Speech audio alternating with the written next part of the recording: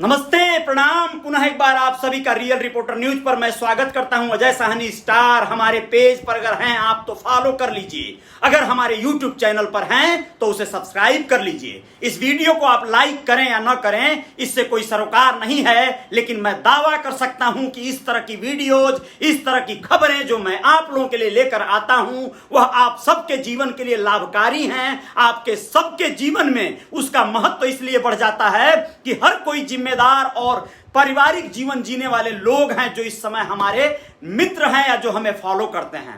उन सब के जीवन में ऐसी घटनाएं न घटें, उन सब के परिवार में ऐसी वारदातें न हो, इसके लिए होना होगा आपको सजग और चौकन्ना। बताना चाहूंगा, सदर कोतवाली क्षेत्र जो महाराजगंज जनपद का है उसके अंतर्गत आने वाले एक सिवान गांव की कहानी, एक ऐसी कहानी जिसमें एक युवती और एक युवक के बीच प्रेम प्रसंग चल रहा है और वह लोग अगल बगल के गांव के रहने वाले हैं। कुछ दिन से उनके बीच में मनमुटाव चल रहा था। मामला कुछ ऐसा होता है कि सिवान के एक बगीचे में, सिवान गांव है, महाराजगंज जनपद के सदर कोतवाली क्षेत्र के अंतर्गत आने वाले सिवान गांव के एक बगीचे में एक चरवाहा लड़का दौड़ा हुआ आता है। गांव वालों को बताता है कि वहां पर खून से लथपथ दो लोग पड़े हुए हैं। गांव वाले वहां पहुंचते हैं, भीड़ जुटती है, 2-4 लोग 10 गारी देते हैं और कुछ लोग कहते हैं कि ये क्या बेवकूफी है। दोनों जीवित हैं, दोनों छटपटा रहे हैं, तड़प रहे हैं। युवती के पेट में चाकू घुसा है और वही चाकू पुनः युवक अपने पेट में घुसाया पड़ा हुआ है। जी हां, आप लोगों को बताना चाहेंगे इस वारदात के पीछे का असली कारण क्या है। दोनों अगल बगल के गांव के हैं, कई वर्षों से प्रेम प्रसंग में लिप्त थे और वह प्रेम प्रसंग ऐसा परवान चढ़ा कि युवती के न चाहने या चाहने के बावजूद दोनों शादी विवाह कर लेना चाहते थे, लेकिन विगत कुछ दिनों से युवती के घर वाले उसकी शादी कहीं और तय कर दिए हैं। इसी लगन में उसको शादी ब्याह करके अपना जी का जंजाल हटाने के प्रयास में थे। युवक पगला गया, प्रेमी पगलाया हुआ अपने प्लानिंग में लग गया कि आखिर क्या करना है, कैसे करना है। तो उसने युवती को कुछ दिन से बरगलाना शुरू किया।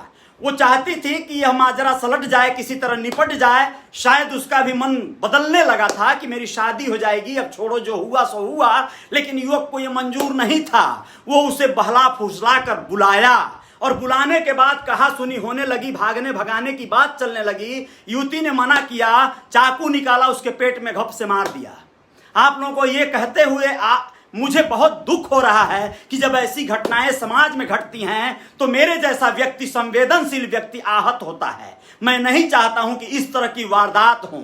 ये वो लैला मजनू की कहानी है जिनके अंदर त्याग नाम का एक रत्ती भर भी कोई जगह नहीं है। ये अपने स्वार्थ में उस माँ बाप को छोड़ देना पसंद करते हैं जिनके गोद में ये छीछी किए हैं, सूसू किए हैं, बड़े हुए हैं, पले हैं, बड़े हैं। सारा सुख वैभव इन्होंने माँ बाप के द्वारा हासिल किया और बड़े होते ही एक प्रेम प्रसंग में लिप्त होकर एक दूसरे के लिए जान छिड़कने की बातें करने लगते हैं।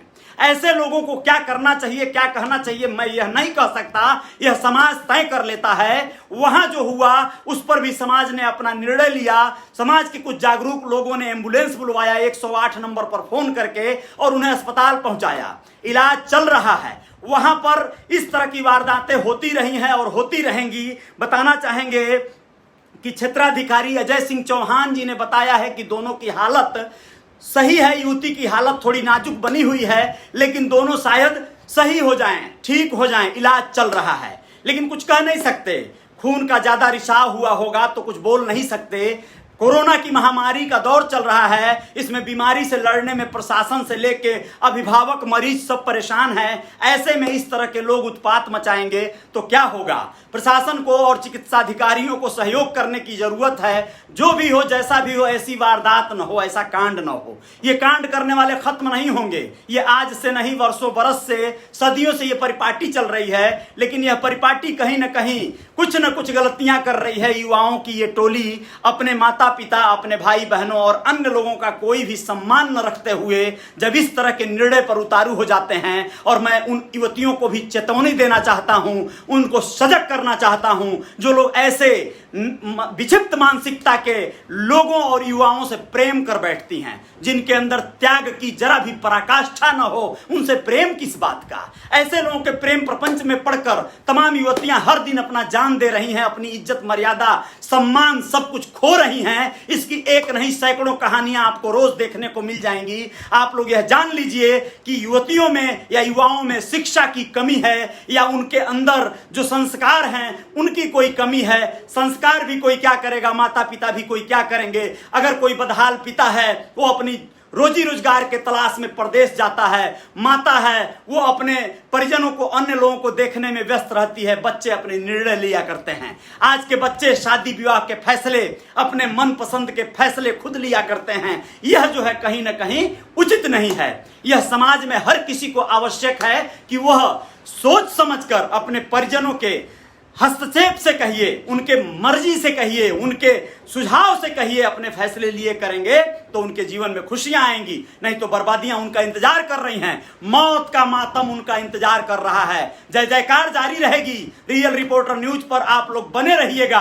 आप लोग फॉलो कर लीजिए हमारे पेज को, निवेदन करता हूं, और आप लोग हमारे चैनल पर हैं तो उसे सब्सक्राइब कर लीजिए। इस तरह की तमाम सूचनाएं आप लोगों को अजय साहनी स्टार लेकर आएगा। और मैं कहना चाहता हूं, आज आप लोगों को एक सूचना देना चाहता हूं कि अगर उत्तर प्रदेश, बिहार की धरती, झारखंड की धरती, महाराष्ट्र की धरती, चाहे जहां से मेरे जैसे तमाम युवा युवतियां ऐसे हैं जो लोग कुछ करना चाहते हैं जिंदगी में, आप सबको आमंत्रित करता हूं, मेरे पेज पर आइए और आप भी अपने गांव का रिपोर्टर बन जाइए, अपने कस्बे का पत्रकार बन जाइए। इस तरह की वीडियो बनाइए। आपके मोबाइल का जो भी रिचार्ज आएगा वो खर्च मैं वहन करूंगा, रियल रिपोर्टर न्यूज की टीम वहन करेगी, और हर एक लाइव का आपको 100 रुपया पारितोषिक भेजा जाएगा on the spot, same day.